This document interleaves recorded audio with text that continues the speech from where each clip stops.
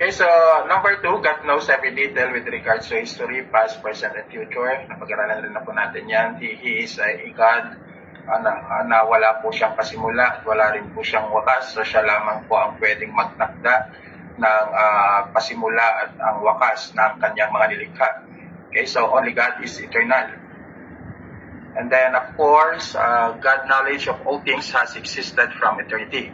Ito yung malaking debate ngayon in terms of views of Christianity dahil napakarami na pong mga pananaw ng mga maraming mga tagapagturo ng salita po ng Panginoon. Ngunit katulad ng lagi ko pong sinasabi sa inyo, pag nag-lack po tayo ng understanding regarding God's sovereignty at lagi po natin itong dinaragdagan ng sariling pananaw ng tao, and we always remember that God is infinite and tayo lamang po ay finite, meron po tayong limitasyon. Ang Diyos po natin ay walang hanggan yung kanyang karunungan, kanyang kapangyarihan. So, malilimitahan lang po tayo. Pero ang Bible, clear po ang kanyang turo regarding the attributes of God. Ating pong pinag-aaralan, yung kanyang karunungan ay hindi po ito may kukumpara sa ating pamang mga bagay. Yan po sana yung lagi po nating tandaan. And then of course, yung God's sovereignty, mapag-aaralan po natin yan, lalong-lalo na po pag nag-aaral na po tayo sa katuroan po ng Christology at ng Soteriology. Then of course, naka-align po dyan doon sa God knowledge of all things has existed from eternity. God has always known all that He knows. Okay? So yan yung sinabi doon sa Acts chapter 15 verse 18. Na sinabi doon, known unto God are all His work from the beginning of the world. So alam po ng Panginoong Diyos. Pangalawa po dyan, God knows all things at once. He sees all things at once. We can only think in a linear fashion, one thought following another. God knows all things at once. So, dapat ito rin yung makita po natin, no? Alam ng Diyos ang lahat ng bagay, minsanan niya po yan alam. Hindi po yung nagdaragdag. Ito yung pinag-aralan po natin noon na para bang ang paningin ng marami sa Diyos, lalo na yung mga hindi pa nakakilala sa Kanya, ang Diyos ay parang scientifico na nag-aaral na yung Kanyang karunungan na daragdagan sa proseso ng panahon. No, mali po yun. Ang Diyos, in the beginning, alam niya na ang lahat ng bagay na mangyayari.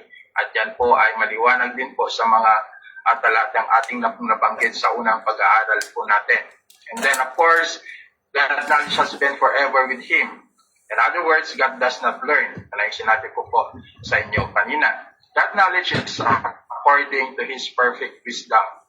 Okay, so yan po ang ating pong Panginoong Diyos, yung Kanya pong karunungan, yung Kanya pong kaalaman, yung Kanya pong mga bagay na ginagawa, ay nakabase lamang ito sa sarili niyang karunungan. Hindi po siya naghahanap ng ibang pananaw ng tao, o hindi po siya naghahanap ng ibang pananaw ng Kanyang mga nilikha.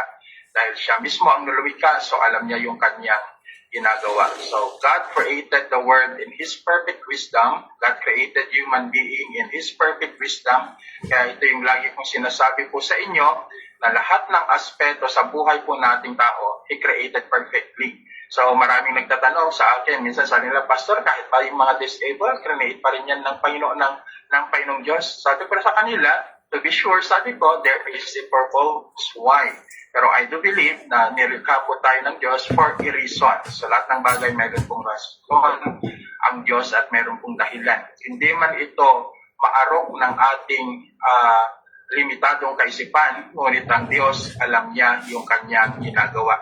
Kaya kahit anong gawin po natin, naabutin yung kaisipan ng Diyos kahit kailan napakahirap po natin maunawaan. Kaya tama po yung sinabi sa Deuteronomy 29, dapat yung mga revealed things lamang, yung talagang pag-aaralan po natin. But those things na hindi na po ni-revealed ng Panginoon through His Word, so mahirapan na po tayo dyan. Ano? So sa Diyos lamang yan. At alam po na Panginoon yung ating limitasyon bilang kanyang mga nilikha. And then, of course, when we continue to study yung salitang God is omniscient, so nakuha po yan yung omni, which is all, and then scientia, sa wikang Latin, which is knowledge. So yan po, ang ibig sabihin po niyan. God is omniscient means God possesses perfect, complete, and infinite knowledge of all things, past, present, future, every thought, every secret, every possibility, all simultaneously without learning, forgetting, or discovering. Nothing is hidden from Him, nothing is surpass Him. God knows everything. So, ang ganda, no? Dahil yung Diyos na pinaglilingkuran po natin, marami man tayong katanungan sa buhay na ito, marami man yung mga bagay na dinidiscover pa po natin, pero ang Diyos alam niya na. So, much better talaga na mag-rely po tayo sa Kanya because He knows everything. And then, of course, sabi po doon sa aklat ng Psalms 147 verse 5, His knowledge is unlimited, no boundaries, no limit. So maging pinakamarunong na tao dito sa mundo, kahit si Solomon, kung pag-aralan po natin ang kanyang sulat dun sa aklat ng Ecclesiastes, makakunawaan po natin na siya yung pinakamarunong na tao na naisilang sa mundo ito, but mayroon pong limitasyon yung kanyang kaalaman. Okay, mayroon pong boundaries. At sabi niya doon, if you study chapter 2 and chapter 4, ang Diyos lamang ang nakakaalam. May mga kanyang mga senaryo sa kanyang sulat sa aklat po ng Ecclesiastes. Bakit? Kasi tayo po, aminin man po natin o hindi, we are limited in all aspect. Okay, tandaan po natin yan. Limitado po tayo sa lahat ng aspeto po ng ating pong buhay. And only God, okay, ang hindi po malilimitahan sa kapangyarihan, sa kakayahan, sa karunungan, sa kaalaman, at sa lahat ng aspeto. Because God is unlimited. Then of course, ito na. Okay, so, He knows the heart, thoughts, intentions, and motives. 1 Corinthians chapter 28 verse 9, and of course, John chapter 2 verse 24 to 25. Sister Michelle, pakibasa ang 1 Chronicle chapter 28 verse 9. And Sister Arian, pakibasa ang John chapter 2, verse 24 and 25. First Chronicles 2. First Chronicle chapter 2, sir, Pastor. 28. First Chronicles 28, verse 9.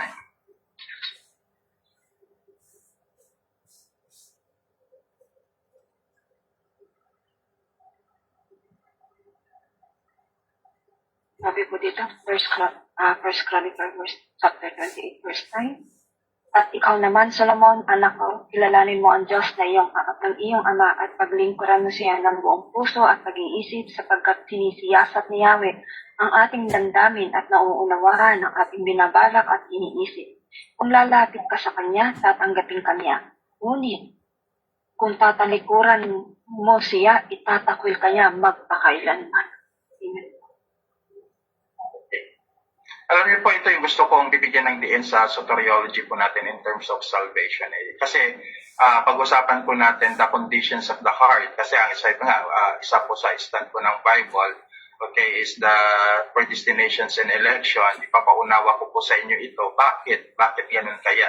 Kaya ito, ililip po natin itong talatang ito. Babalikan po natin ang talatang yan kasi napakaganda pong itong pag-isipan. Okay? Napakaganda pong itong pag-aralan ng lubusan. At napakalawak po ito. Because God knows our heart, even our intention, yun yung bagay na bibigyan po natin ng diin. Then of course, John chapter 2, verse 24 and 25, pakibasa.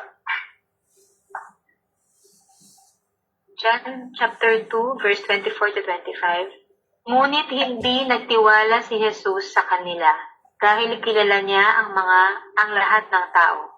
At hindi na kailangang may magsabi pa sa kanya tungkol sa mga tao dahil alam niya ang nasa puso ng bawat isa.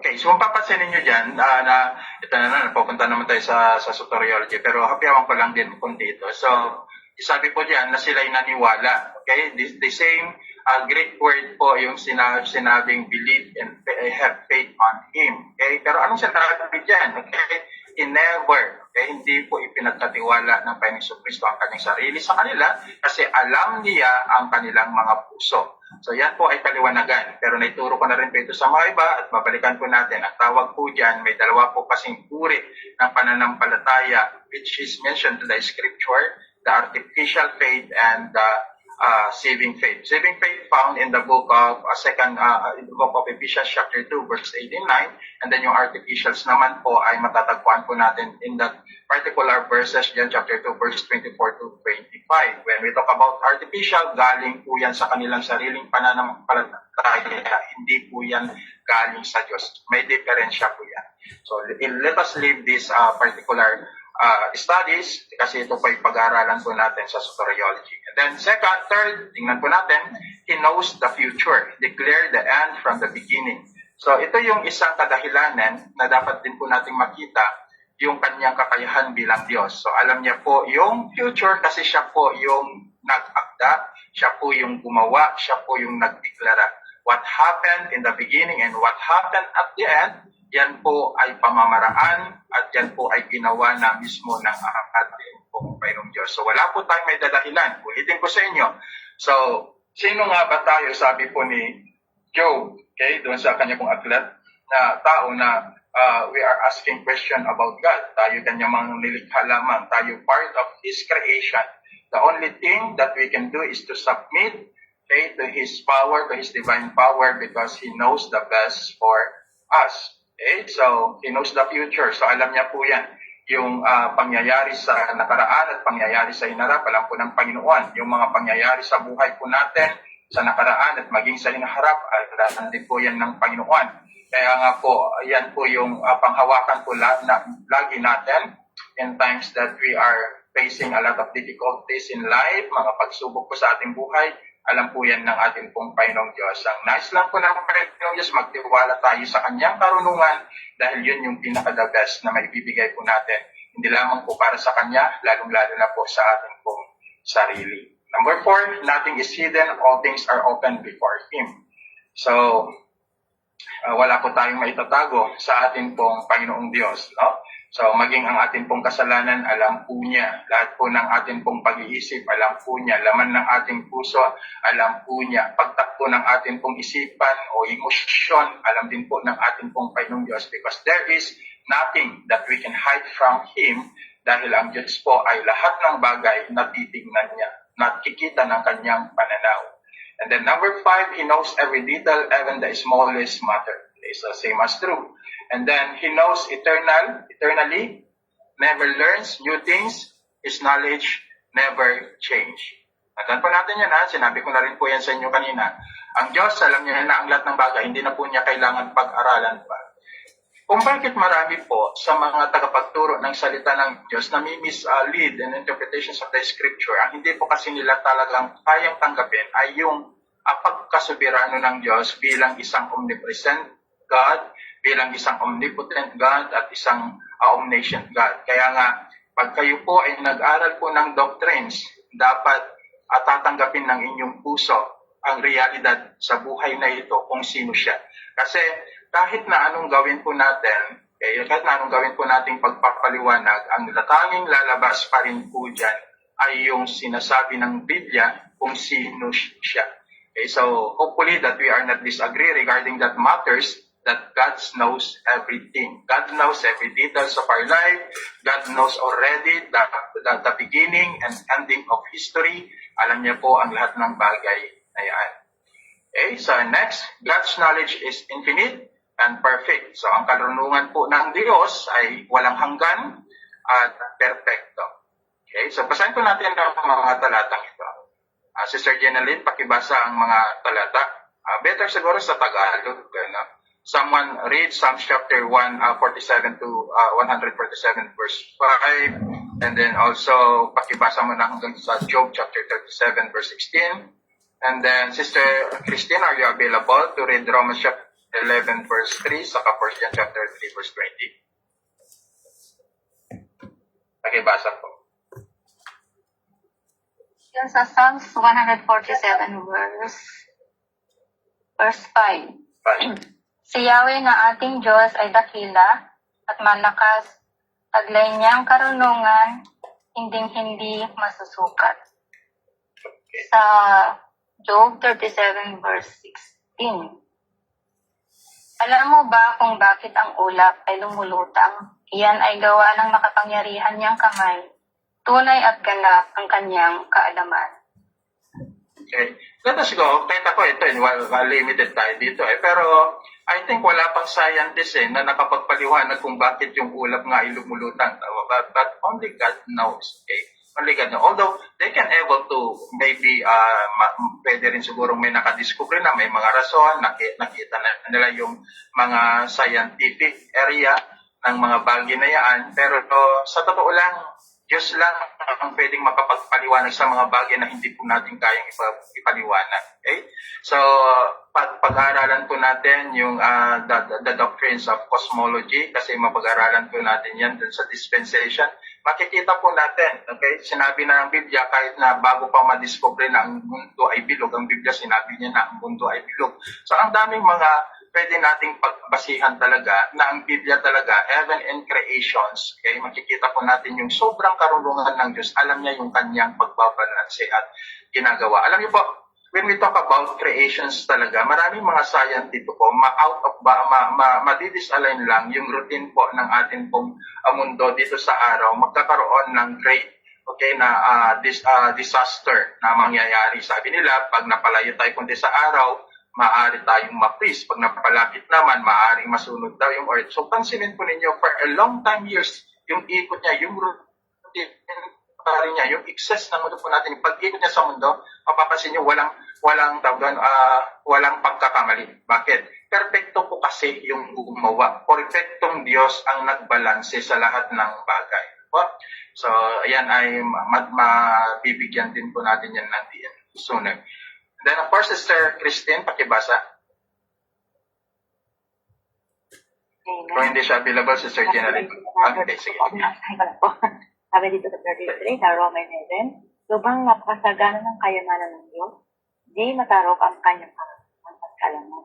Sino ang makakapaliwanag ng kanyang mga kapasyahan? Sino ang makakaunawa ng kanyang kamaraan? Gaya na masusulat. And then, 1 John chapter 3, verse 20, sabi dito, sakali man tayo usigin ito, sapagkat ang Diyos ay higit sa ating buti, at alam niya ang lahat ng bagay. Ano po ba? So makita po natin kahit din sa pag-uusig ng Diyos, sino sa heart, wala tayo talagang may tatago eh.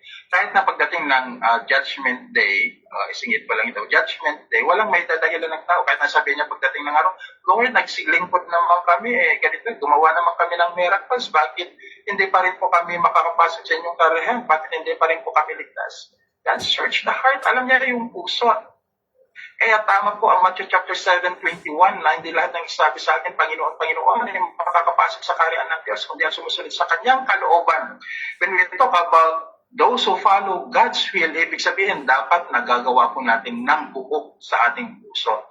So, if you have a ministry in the church, singit po natin, may mga ministry po tayo, mahalin po natin ito at gawin po natin ng walang pag-iimbot, walang pagpukunwari, walang anumang bahid na negative things para lang maitaas yung ating sarili o ano pa mang mga bagay, personal na interest. Alisin po natin yan because God knows our heart. Pagdating natin sa harapan po ng Panginoon, masisiyasat ang ating puso, hindi po natin may dadahilan na, Lord, naglingkod naman ako sa inyo ng napakahabang panahon, bakit hindi ako qualified to enter to your kingdom?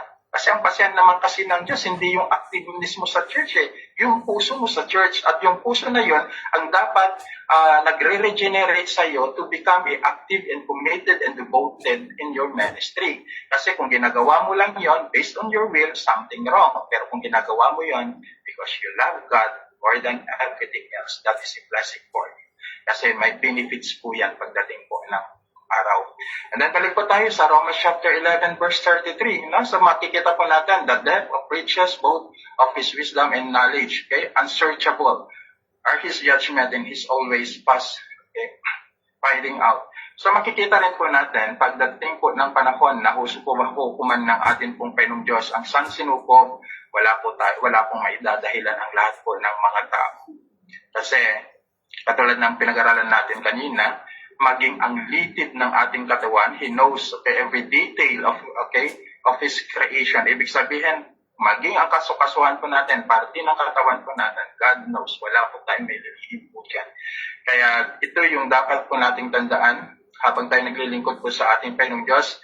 Be sure na ginagawa po natin yung Kanya pong kalooban kasi lahat po tayo ay huhukuman po ng ating pong Panginoong Diyos. Pagdating na ang araw, hindi po base kung gaano ka dedicated sa ginagawa ngayon, kundi nakabase ito kung paano mo ginagawa na may pag-ibig at totoong pagpapasakop at pagsunod sa kanyang kalooban. So hopefully, magkaroon po tayo ng malalim na pagkatakot po sa ating pong Panginoong Diyos kasi alam niya po ang lahat ng bagay. Wala po tayong may tatago. Kaya anuman yung nangyari sa ating nakaraan, just ask forgiveness because God is a forgiving God. At yan ay mapag-aralan po natin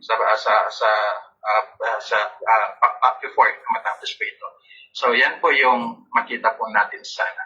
Then of course, God knows our heart, thoughts, and ways. So that is Psalms 139 verse 1 to 4. Ano ba ang may didahalan po natin? So, alam niya na po yung puso po natin, alam niya po yung kaisipan po natin, at maging yung magiging hakbang po natin. Kaya dito po mapasok po talaga yung yung divine elections of God na pag-aaralan po natin sa soteriology, maunawaan po ninyo na talagang napakalalim, and even yung preachers ng tao. Although, ang tao talaga, although alam po ng Panginoong Diyos ang lahat ng bagay, binigyan niya pa rin yung preachers Preachers pa rin ang tao At yan ay nasa baba po mamaya. So Psalms 139 verse 1 to 4. So sabi doon, you have searched me and know me. Maliwanag po yun. Sinisayasat mo ako, kilala mo ako. So tayo lahat, kilala po ng Panginoon. You know my sitting down and my rising up. You understand my thoughts afar off. Diba? Ang galing po ng Panginoong Diyos. Kahit yung ginagawa po natin, alam nito. Pagkatapos po natin dito, pagtayo po natin, okay, pag-upo pa lang po natin, alam niya alam niya yung motives natin alam niya na makikinig po tayo, mag-aaral tayo ng salita. Alam po ng Panginoon po yan. Napakatalino po ng Diyos po natin na pinaglilingkuran. So alam niya po lahat ng mga bagay bago pa po natin gawin. Alam na po ng ating pong Panginoon. So yan po yung pakatandaan po natin. And then, of course, you comprehend my path and my lying down and acquainted with all my ways. For there is not a word of my tongue, but behold, O Lord, you know it all together. Galing po ng Panginoon po natin. Bago pa lumabas ang mga salita sa ating mga bibig, alam na po ng Panginoon. Pakibasa ang 1 King chapter 8, verse 39. Available ka, Sister Lourdes. And then of course, 1 Chronicle chapter 28, binasa na po kanina. Then na lang po tayo sa Jeremiah 17:10, Sister Elisa naman ang babasa. Ano po yung babasahin ko? Chronicle? 1 King, ate. 1 King 8:39. 1 King. 1 King.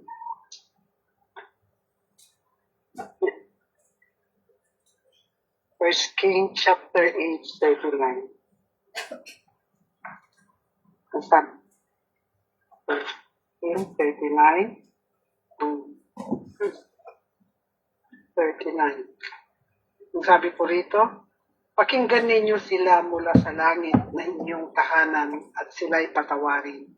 Ibigay ninyo sa kanila ang nararapat sa kanila mga gawa sapagkat kayo lamang ang nakakaalam kung sino ang nasa puso ng mga tao. So, tama po ba? Praise God. Yes po. Ganda po niyan. Okay? God only knows kung ano yung nasa puso po ng tao. No? Yan po yung napakalalim, napakalawak na dapat po nating maunawaan talaga regarding sa paglilingkod po natin sa Panginoon. And then, of course, Jeremiah chapter 17, verse 10, pakibasa.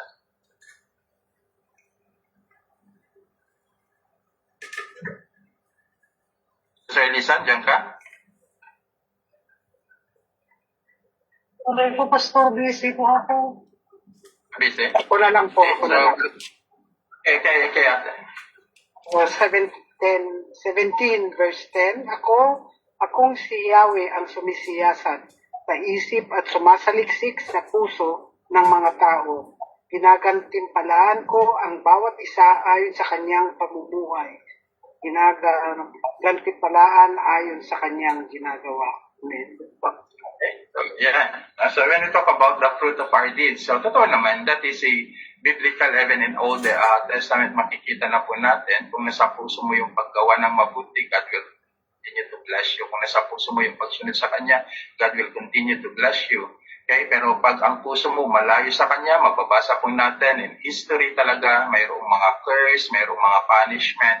Okay? Yun yung mga reward, okay, na ginagawa po natin. So, katulad ng sinabi ko, dahil ang Diyos ang nakakasaliksik ng puso, pag siya po ang pumatol, wala po tayong may dadahilan. Hindi po katulad po sa ating pong mga kapanaupunan, makikita po natin na kahit maluktot ang paghatol ng tao, wala pong nagagawa minsan yung mga kawawa, kasi nagbabase lang po sila sa kanilang sariling kakayahan, karunungan, kahit nga tawag doon, mga tao ay nagiging sinungaling. For example, doon sa mga husgado, makikita po natin maraming nababaluktot na katwiran.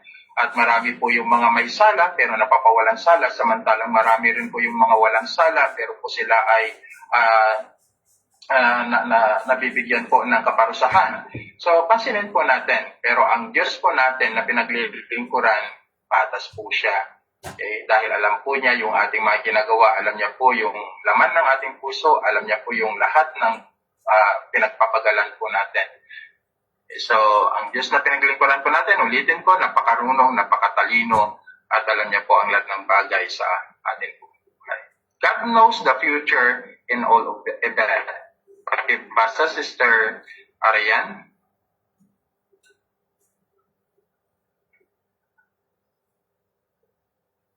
Isaiah 46 po.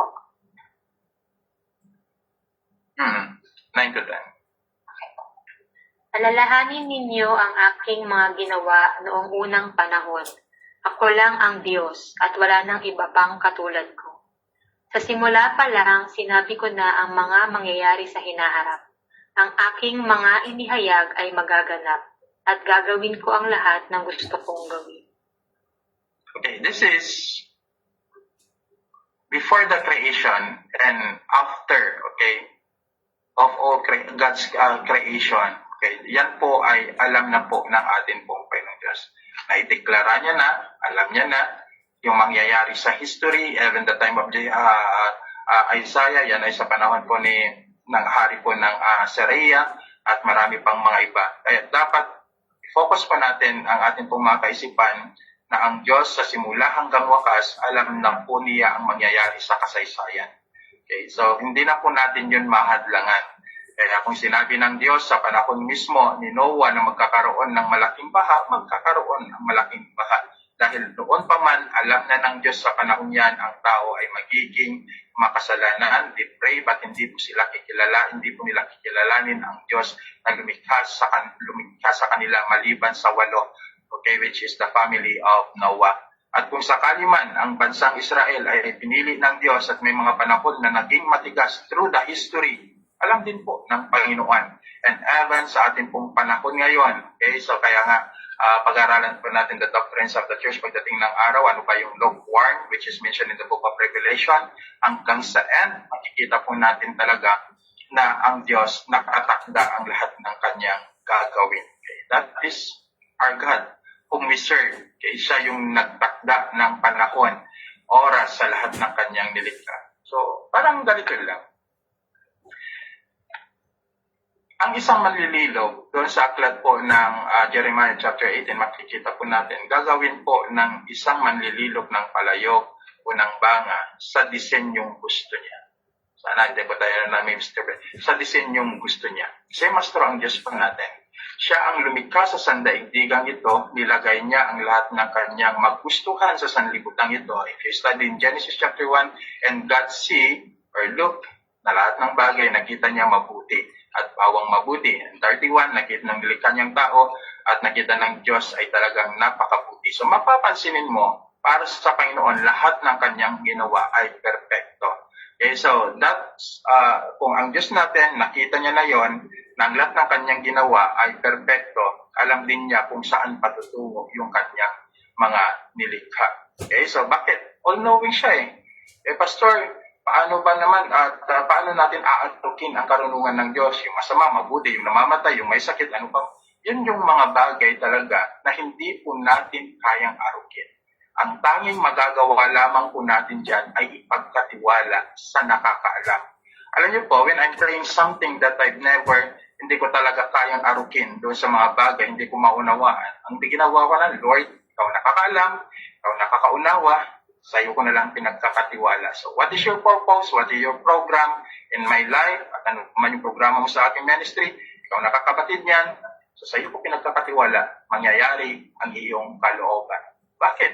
Kasi nga, napag-usapan po natin yan, pinaka-the best pa rin that in terms of prayer, lagi natin sinisik yung kanyang kalooban. Bakit? All-knowing siya eh.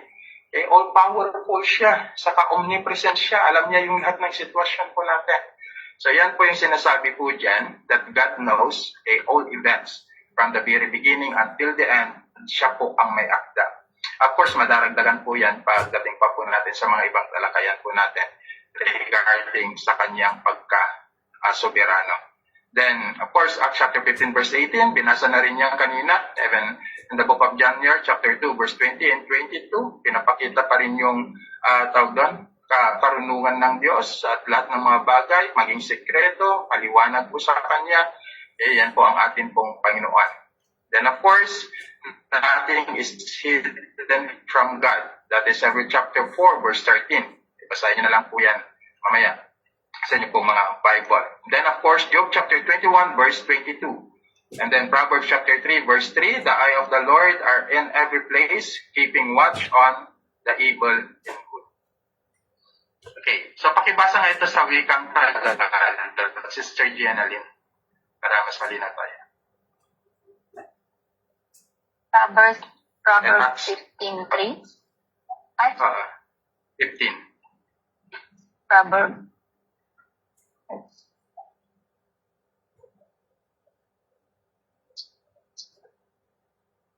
Proverbs 15. Sandali. 15:3. Ang paningin ni Yahweh ay nakatuon sa lahat ng lugar. Ang masama at mabuti ay pawang minamasdan. Okay. Ako ang magtatanong sa inyo.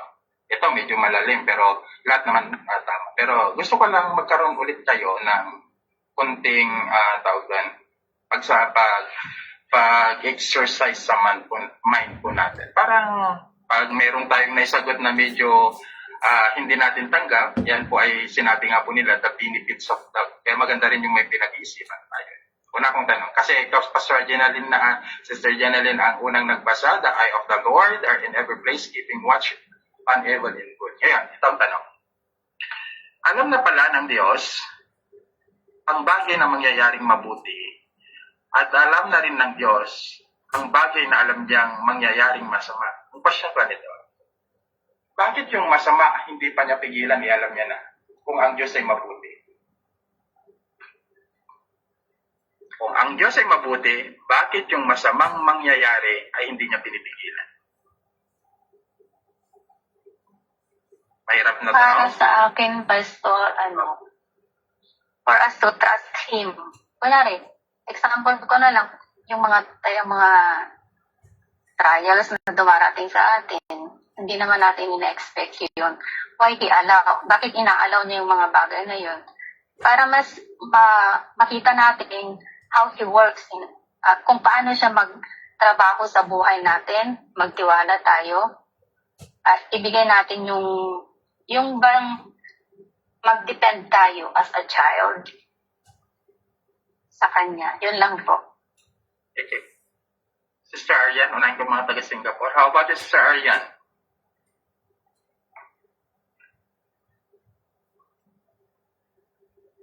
Hello po. Hello. Okay. Huwag po kayo matakot. Wala pong ban dito. Ito lang po ng usapan natin para part ng learnings. Okay po. Mag-base po ako sa sinabi po sa James chapter 1 na yung trials po can produce faith and endurance. So alam po ni Lord na may mga nangyari pong hindi maganda, pero it's a testing po sa atin kung until saan tayo mananampalataya po sa Kanya. Kasi parang He knows na mangyayari po yun, pero at the same time, alam niya rin po kung ano po yung gagawin niyang resolution doon eh. Hindi man po natin maintindihan, hindi natin makita yung full picture. Pero the benefit of trusting po si Lord, it will give us something po na mabibless pa rin po tayo. Kasi lahat naman po na ginagawa niya is for our good. Ayun po. Sister Lourdes,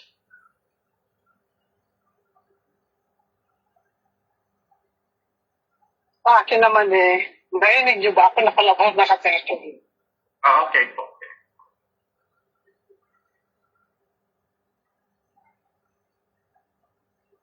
Nawala na sa atin.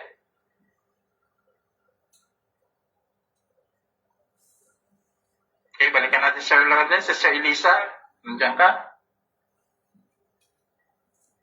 Yun yung diferensya doon sa mga student natin from Israel kasi habang nakikinig yung mga iba, okay naman, yung iba minsan may mga trabaho pero we understand that. Pero importante, nandiyan po kayo. Sir Elisa, nandiyan ka? Or...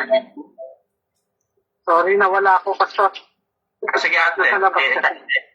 Ayun, okay. Sa salita ng Panginoon, di ba, sabi nga niya, ginagamit niya rin ang evil sa kanyang mga nais na gawin. Dahil hinahayaan niya sometimes ang masama, para sa that masama, lalabas ang good, parang ganun. Yung intindi ko. May mga sitwasyon sa Biblia na hinayaan niya yung mga masasamang bagay that from that ito yung ito yung isang paraan niya sometimes na hindi maiwasan na magagamit ang masama kaya hinahayaan niya, but from that masama na yan lalabas yung kanyang ninanais like sa mga ano nga ba yung sitwasyon na iyon, yung sa mga bagay na hindi ko na maalala, pero ang naalala ko, Pastor, na God uses evil also to produce kung ano yung nais niya, parang ganun. Ginagamit niya ito para may pakita yung kanyang kapangyarihan, maybe katulad na sinabi ng isang kapatid dyan. Yun po yung sa akin, Pastor. Yun lang po. Pastor Aruda, diyan ka?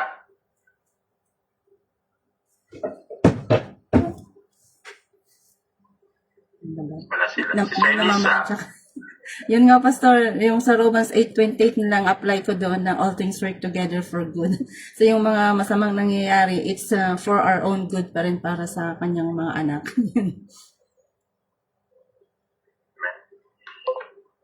Wala yata si Elisa. Sister Tintin, diyan ka? Okay. So, alin po ba yung na-late ako? 15.3 po ba? Yes, 15.3. Po, dahil nga po ang Panginoon sa ating pag-aaral, alam niya lahat, hindi naliligtas, kumbaga hindi siya perfect na Diyos. So, lahat itinamasdan niya mabuti at masama. So, ang akin po doon is, ang tugon doon sa niya, ang manalangin talaga kapatid. Pastor, dahil alam naman ng Diyos ang lahat mga kapatid. Ang kailangan, di ba, ang Diyos natin soberano, siya ng lahat na nakakaalam.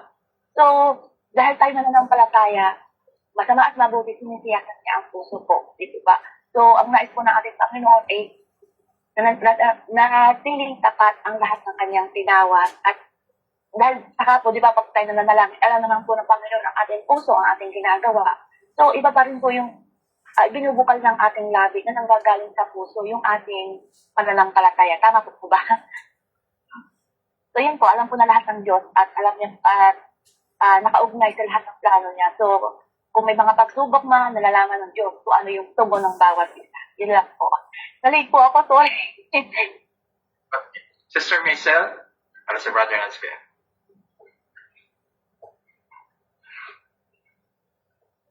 Diyan ka, Sister Maisel. Yun na nga po, copy-paste, Pastor. Pero, ang sagot, maidadagdag po sa tanong ko yung hindi naman po nangangahulugan na alam naman po natin talaga na dahil alam po ng ating pong Panginoon ang mangyayari sa isang bagay po sa atin. Kasi sovereign God po talaga, siya na rin po yung gumagawa ng masama ang kasalanan. Kasi, ano naman po yung pastor, nasa tao po yun, kung i-insert niya po sa puso niya yung paggawa ng kasalanan. So, yung mga gawain pong moral na kasalanan po ay hindi po kalooban po ng Diyos. So, pero wala naman pong nangyayari po na hindi alam ng Panginoon na mangyayari sa tao. So lahat po, even yung pagkakasala na mangyayari, alam po ng Panginoon po. Yun lang basta. Yun po yung siguro yung divine plan niya. So, wala naman akong sasabihin na mali po sa inyo. But we talk about regarding God keeping watch on the evil and the good things. Always put in mind this, God never create evil things. Hindi po siya lumikha ng masamang bagay. Okay? It is created by the enemy and the selfish desires of His creation. Kaya nga dinabi dito, He watched it. He allowed, but He never created. Dapat magkaroon kayo ng idea between these two. He allowed, pero hindi po siya yung lumikha. Inaalaw niya yon, yung mga negative things, okay, na makikita po natin. Ang lumilikha po nito ay ang pinag-usapan po natin is not about the trial. Ang pinag-usapan po natin yung mga masasamang tao, masasamang bagay na nakikita po natin sa mundo nito. Hindi po ang Diyos ang lumikha, but He allowed it. Before pag-aralan na po natin ito doon sa The Doctrines of Eschatology, maunawaan ninyo kung ano yung nangyari in the book of Genesis chapter 1 and chapter 1 verse 2, paano nagkaroon ng hidwaan sa langit, paano nagsimula ang masama at mabuti, kailan nagsimula ang kasamaan. Okay, so always remember that before the creation, nung nagpasimulang likhain ng Diyos, yung ilang mga bagay, everything is good, sabi niya. Pero kailan nagsimula yung masama? Hopefully that you have the idea for that. Pero yan ay pag-aaralan po natin sa Doctrines of Eschatology kung saan nagsimula ang masama. Pero hapiyaman ko nila, always remember this, the origins of sin is no other than Satan. At yan po ay pag-aaralan po natin sa Doctrines of Eschatology and the Doctrines of sin, which is Hamartology. So maganda po yan. At hintayin niyo po yan para lalo pa nating maunawaan this question in the book of Proverbs chapter 15 verse 3. Then of course, Psalm chapter 42 verse 21, would not God search this out, for He knows the secret of the heart. Paulit-ulit na po yan, ano? So alam po natin na ang Diyos alam na yan, kahit yung pinakasikreto at laman ng puso po natin, alam po ng ating pong Panginoon. And then next, God knows every detail of His creation. Matthew chapter 10 verse 29 to 30. So nakapiyawan na rin po natin yan ng Diyos. Alam niya lahat, okay, na detalyado kay lahat ng kanyang mga nilikha. Even in the book of Colossians chapter 2 verse 3, mababasa po natin yan. John chapter 21 verse 17. Then of course, dito po tayo, tingnan po natin dito. No suffering goes unnoticed.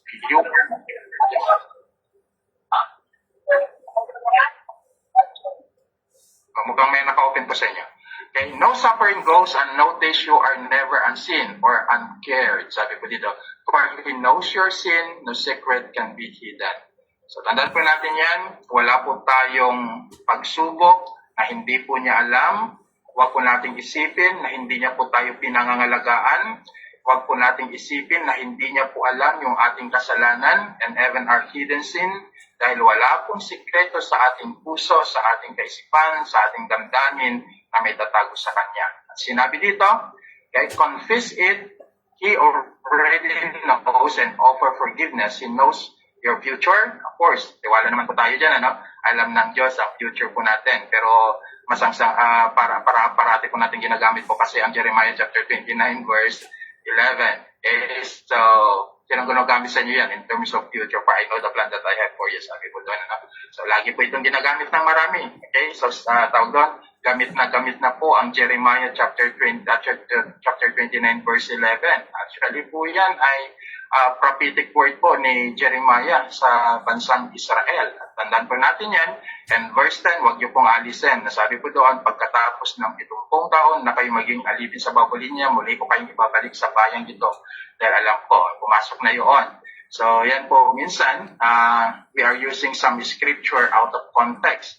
Hindi ko naman inaalis yung kanyang tinatawag na essence to be used that particular verse na ginagamit po ng karamihan, pero dapat alam po natin yung applications and the context every time that we read this verse in the book of Jeremiah chapter 29 verse 11.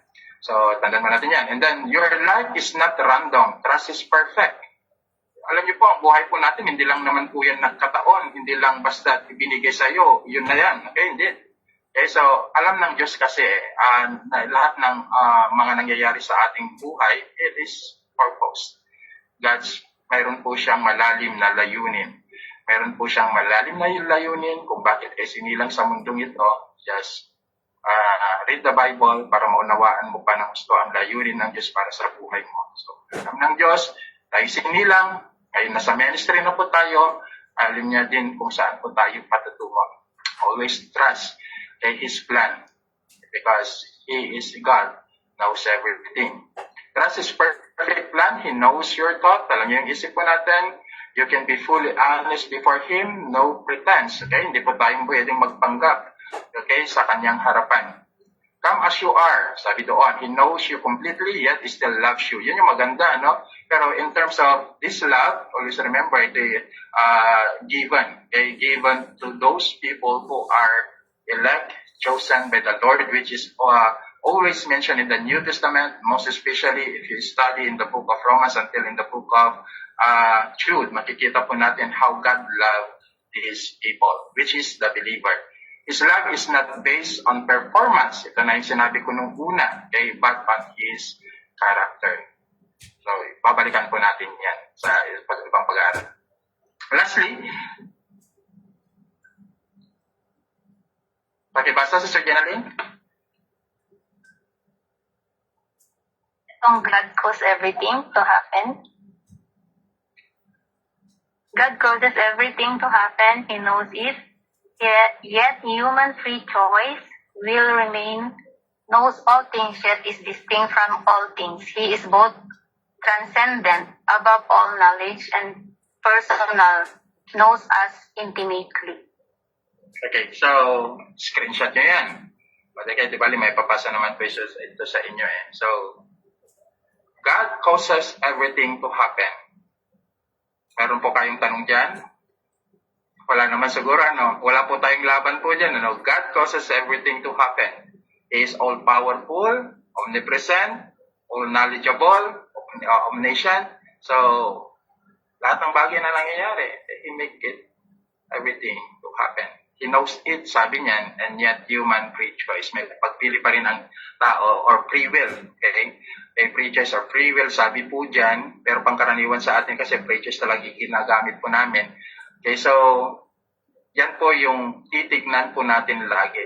Minsan sa ating mga sarili, maging sa ating pag-aaral, at maging sa nangyayari sa ating pong mga panahon. Always remember this, my brothers and sisters. Lahat po yan ay alam po ng Panginoon. Okay? Lahat po yan ay nakaplano ayon sa kanyang pamantayan. Hindi man kayang arutin ng ating pong isipan. That is Isaiah chapter 55, ang iyong kaisipan na hindi ko kaya, hindi ninyong kaisipan, ang aking kaisipan na higit na mas mataas. So yan po yung sinabi po dyan. And then of course, katulad sinabi ko, tayo po ay limitadong mga tao lamang, pinipilit na arukin ang karunungan ng Diyos kahit na alam po natin hindi po natin kaya. Kaya dahil tayo po ay limitado, we cannot able to conclude sa lahat ng aspeto nito ng ating pong pag-aaral. Dahil kahit gaano mga karunong ang tao, hindi nila kayang arukin ang karunungan ng Diyos, ang plano ng Diyos na naisulat sa Biblia. But one thing for sure, my brothers and sisters in Christ, isa lang ang tiyak mo. Ano man ang naisulat sa Biblia, dahil ang Diyos ang nakakaalam, nagkakaroon man ang iba't ibang opinion ang tao, mangyayari ang kanyang kalooban ayon sa pamantayan ng kanyang salita. At yan po yung aking pinaniniwalaan at maging ang marami po, ay wala po kami sa full authority of the Scripture. The Bible is enough. Ito'y kumpleto, detalyado sa lahat ng aspeto, mangyayari ang kalooban at plano po ng ating pong Panginoong Diyos. Okay? So yan po. And then of course, tingnan lang po natin itong God is holy. Balik po tayo dito. Dahil medyo nalit po tayo dun sa kanina.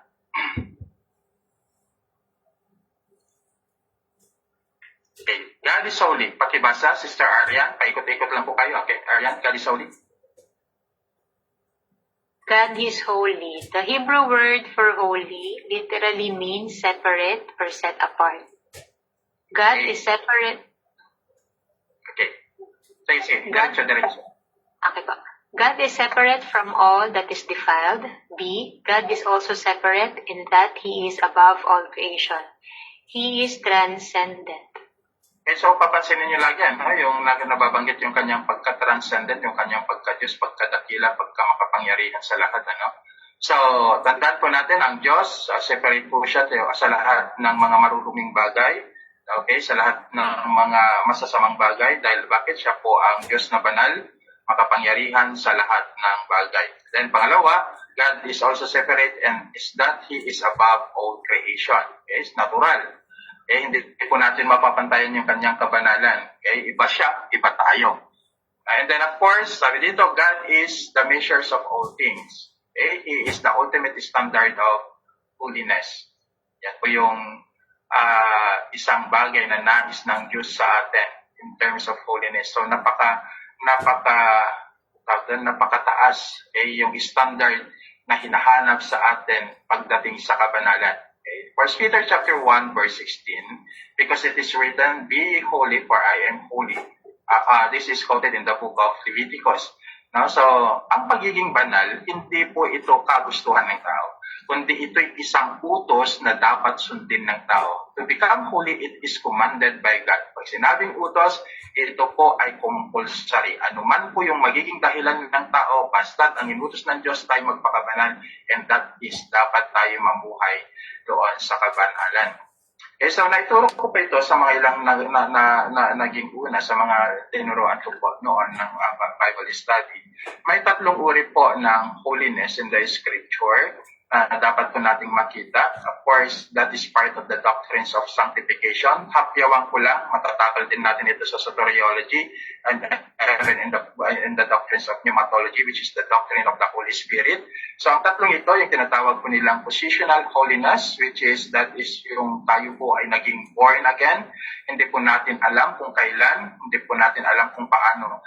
Ito yung masakit na isipin na senaryo sa marami ngayon. Sasabihin nila, kailan ka naging born again? Kailan mo tinanggap si Kristo? Oh, ganito, pastor. Tinanggap po siya alam pa nila yung date. Alam niyo po, maliwanag po doon sa aklat po ng John chapter 3. Sabi nga po doon mismo kung saan papunta ang hangin na hindi natin alam. Ganun din naman, hindi natin alam kung kailan talaga nagsimula yung tinatawag po nating regenerations and our life. Okay, hindi po natin yun malalaman, pero mararanasan mo na lang yung great changes of your life. Okay? Yun yung kapangyarihan ng pagiging born again Christian when we are saved. Bakit? Positional. Ang positional holiness, it is a work of God. It is a work of the Father, Son, and the Holy Spirit. So tandaan po natin, that is a work of God. So sila yung nagpasimula. Sila po yung nagpasimula para tayo magkaroon po ng mas magandang kaugnayan sa Diyos. Okay? And then pangalawa, yung tinatawag po nila progressive holiness. Okay? Yung progressive holiness, yan, binanggit na rin po yan kanina. And also in the book of Hebrews chapter 12 verse 14, sabi doon na dapat kayo magpakabanal. So yan ay kaliwanagan. Pag sinabi natin progressive, kasi tinanggap mo yung positional, imposibleng walang pagbabago. Kaya ang ibig sabihin po niyan, pag walang pagbabago at walang pamumuhay sa kabanalan ng isang tao na naglilingkod sa Panginoon, baka hindi pa siya born again. Baka hindi pa siya na-regenerate. Okay, so which mean, ibig sabihin, pag tayo po ay nagkaroon po ng regeneration, which is the work of God in our life, kung paano tayo na walang nagawa nung tayo isilang sa mundo, ganun din tayo walang magagawa nung tayo po ay na-born again. Okay, so napapansin po ninyo yan. So ibig sabihin, ang Diyos ang kumikilos yan. Kasi kumilos siya sa buhay natin in positional holiness, yung progressive ngayon makikita. At yung progressive yan, mula nung nakakilala ka sa Panginoon hanggang sa kamatayan mo, dapat mayroong pagbabago at ikaw ay namumuhay para sa kabanalan, pabanal sa harapan po ng Panginoon. And of course, the last one is perfect holiness. At itong tatlong ito, babalikan po natin sa doctrines of soteriology, napakahalaga po itong tatlong ito. Ano po? So, hinapyawan ko lang ang po yan, and hopefully na sa mga iba ay nagkaroon tayo ng idea regarding the doctrines of regeneration. Sorry po, Pastor, ano po yan? 3 kinds or 3 parts? Three kinds of holiness. 3 types or 3 distinct kinds of holiness. Distinct. Okay. Okay po, thank you. Okay, so God is love. Okay, so God is love. Yan yung isang katangian din po ng Diyos natin. Actually, meron pa po dito. Balikan na lang po natin sa mga susunod na pag-aaral po natin. Kasi nandiyan din po yung another proof, okay, regarding ang Diyos po natin ay banal. So, dito na po ako mag-i-end. Just in case you have a question, so free, basta nakabase po sa atin pong mga pag-aaral. And then, of course, yung mga sinabi ko kanina, na babalikan po natin, okay, out po tayo doon kasi talagang babalikan po natin yan. Pwede po yung dagdagan yung question nyo doon kasi nasa ibang subject po yan. Hinapyawan ko lang kasi nandito po siya, kaya hinapyawan ko rin po dito. Okay, so nalidara ko na habang pinag-prepare po ninyo yung kanyo pong mga question. Okay, mayroon pa po naman po tayong oras. Of course, sa mga nagmamadali po na maitapos po ang inyo pong IDs, lace, saka yung t-shirt po ninyo. So, this coming week siguro, papagawa po natin ang inyo pong mga t-shirt. Nailagay nyo na ba yung size ng t-shirt po ninyo dyan sa group chat natin? I think may nailagay nyo yata.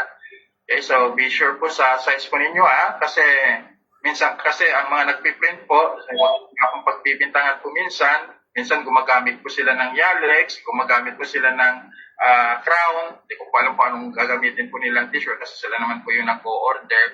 So, pero susundan ko pa rin yung size po ng t-shirt po ninyo. Optional po tayo. Just in case, sabi po kasi kanina ni Pastor Henry, because we have a meeting kanina, wala siyang stock na white. So, optional po tayo. Ano pong gusto ninyong kulay? Okay? So, just in case, sinong gusto nyong mag-suggest ng color, hindi naman pwede kayong lahat. Gray. I think, gray. Favorite. Oh, may gray. Okay? Gray or sky blue, kahel. Anong type? Ano? Para hindi po nalalayo doon sa white na nila, sa mga uniform dyan sa Pinas. Then, medyo ilapit natin sa gay. Suggestion lang naman.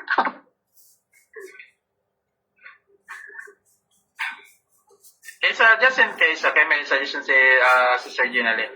Just in case po na ganun po, siguro tingnan po natin yung available color po nila doon. Pero you can, pwede po kayong maglagay po ng request color nyo po dyan.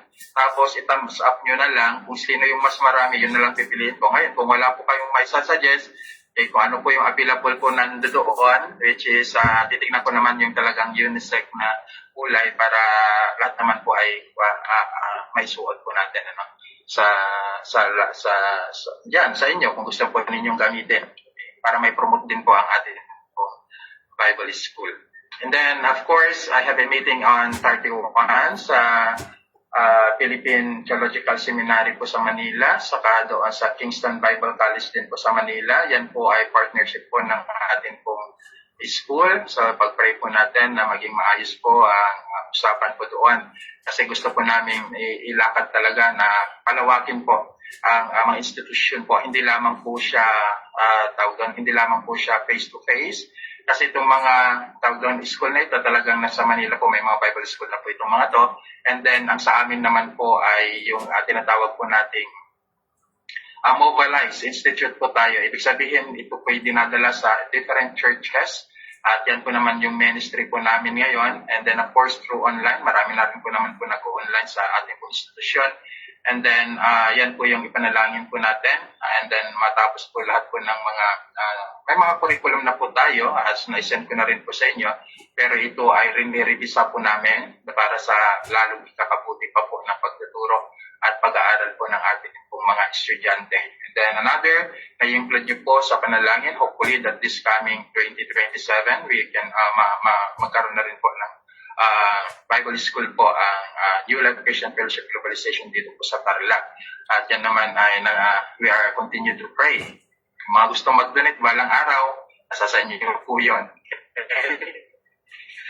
So, sinasabi ko lamang po yan that siguro month of December or January sisimulan na po yung ating pong building by God's grace.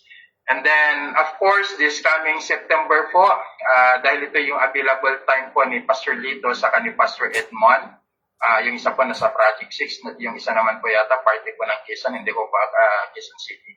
Hindi ko lang po alam kasi kung sa anong parte, anong banda po si Pastor Edmond. Galing pa po sila sa Manila. Pumupunta po sila dito sa Tarlac nagtuturo ng Saturday. So this coming September po sila po ang magtuturo sa inyo. Hindi po regarding systematic theology ang ituturo nila kasi hindi po nila hawak ito, hawak ko po ito. So, ang pan po nila, sabi ko sa kanila, dahil gusto ko lang na magkaroon sila ng konting background, yung mga iba sa inyo, nakakuha na rin po ng hermeneutics. Okay, yung mga iba naman po ay meron na rin background in homiletics. Kung bakit ko po isisingit this coming September lang naman, di bali, dalawang sessions po sila salitan. Yung first Tuesday siguro kay Pastor Lito, saka yung second Tuesday Pastor Edmond, tapos Pastor Lito ulit, saka Pastor Edmond. Sila po yung magtuturo sa inyo ng basic hermeneutics saka basic homiletics. So yung mga importante lang ang maging talakayan nyo muna. So hindi po siya yung kabuuan ng hermeneutical. Kung bakit ko po ito isisingit, dahil ito lang po yung magiging available month daw po nila this year. So isisingit ko po siya para just in case that you are nag-aaral po kayo ng Bible po ninyo, nagbabasa po kayo, madagdagan ulit o dun sa mga nakakuha ng kanilang mga subject, ma-recall po ulit sa inyo how to interpret the scripture and how to make a sermon outline. Aminin pa po natin o hindi, sa panahon po natin ngayon, napakadali na lamang po kasing gumawa ng sermon outline kasi ang karamihan ay nagbabase na lamang po sa internet, sa AI. Hindi ko naman po pinagbabawal po yan kasi hindi na po natin yan mahadlangan kahit kailan. Ang gusto po namin that this institution ay matutunan nyo rin po yung gumawa talaga ng sarili nyong outline based to the context of the Holy Scripture. So yun yung dahilan kung bakit isisingit po natin ang hermeneutics saka homiletics. Ang kagandahan po nito, mga kapatid, hindi nyo na siya, mayroon na kayong part ng inyo pong subject, which is part yan po doon sa mga magkakaroon kayo ng credentials o mga courses, makikita po yan. So, may ilalagay na po yung hermeneutics nyo doon, basic hermeneutics, saka basic homiletics, may ilalagay po doon. Kasi, of course, napiyawan nyo po yan. Parang part lang po yan ng tinatawag po namin fast-track learning, katulad po ng mga music ministry, diba, may pag-aaral din po yan, which is na-segregate po yan ng 8 lessons. Meron din po kaming Sunday school teachers, children ministry, pero yan po ay mga fast-track learnings lang po through online. So, hindi pa po namin ginagawang face-to-face po yan kasi nga, ginagawa po namin yung mas maganda pang pagkakasunod-sunod ng pagtuturo dito sa ating institution. Okay? So, yun lamang po ang announcement siguro. So, sa September po, ako pa rin po ang mag-ooperate ng Zoom. Okay? Kasi yun yung pinag-usapan namin ni Pastor Lito. They will send sa akin yung ituturo nila sa inyo. Ako mag-operate, pero siya lang po yung magsasalita at magtuturo po sa inyo. So, napag-usapan din po namin just in case that you have a question kasi napakalaga po ang hermeneutics. Mas napakaganda po matutunan nyo po yung exegesis kasi yan po yung mga pinakamaganda how to interpret the scripture. Kaya please mag-ask kayo ng question kung paano talaga, ano talaga. Yan yung pinakamagandang pagkakataon para lalo kayong matuto sa paggawa po ninyo at pag-deliver po ng inyong pong mga sermon outline. Lalo na kung kayo na po ay nagagamit sa mga institusyon o doon sa inyong pong church, lalo na kung nag-share po kayo. Mas maganda pa rin po yung magkaroon kayo ng pagbubulay-bulay kaysa sa nagre-rely lang po tayo sa internet. Ulitin po, hindi po masama, pero iba pa rin yung meron tayong personal na pagbubulay-bulay pag-aaral sa salita po ng Panginoong Diyos. Dahil of course, ito yung laging sinasabi na pag tayo pinag-share ng salita ng Panginoon, dapat tayo yung unang nakikinabang, tayo yung unang natatamaan, tayo yung unang naitutuwid, tayo yung unang nakikita ng bunga ng ating mga itinuturo sa mga taong ating po nasasakupan. So yan ang dahilan, kaya isisingit po natin homiletics at hermeneutics. Okay lang po sa inyo yan? Okay naman po, Pastor. Yung pagtuturo po nila is parang in 1 month tapos tag 2 sessions sila. Mukhang isang estudyante po. How about the other? Sure. Okay lang po sa inyo? Okay po, Pastor. Thank you Okay po, po. Pastor. Okay. So, yun po siguro, ano, so, again, hopefully na, kung sakaling hindi nyo pa na-send lahat yung nasa, kailangan requirements to your ID uniform, pakicomplete na. Kasi baka Monday or Tuesday or maybe sa, depende po, maaaring sa Friday, maipapagawa na po natin yan, po ninyo.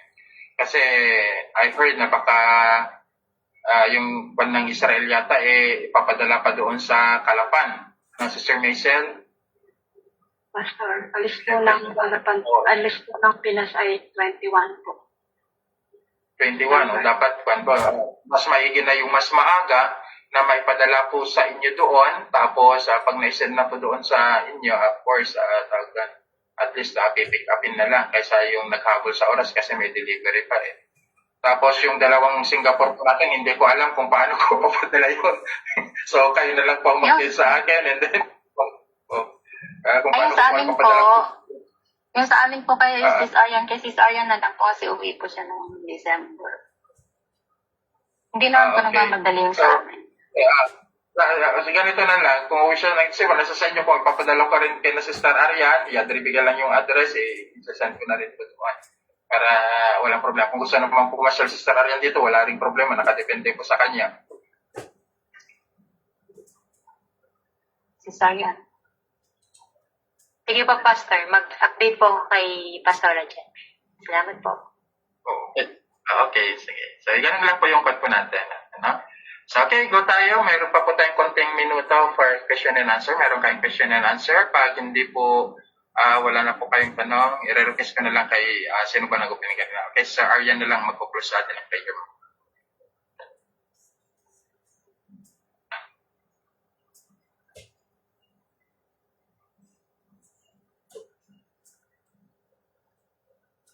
Okay na, clear na po sa inyo. So, di ba, mabalikan pa naman po natin yan.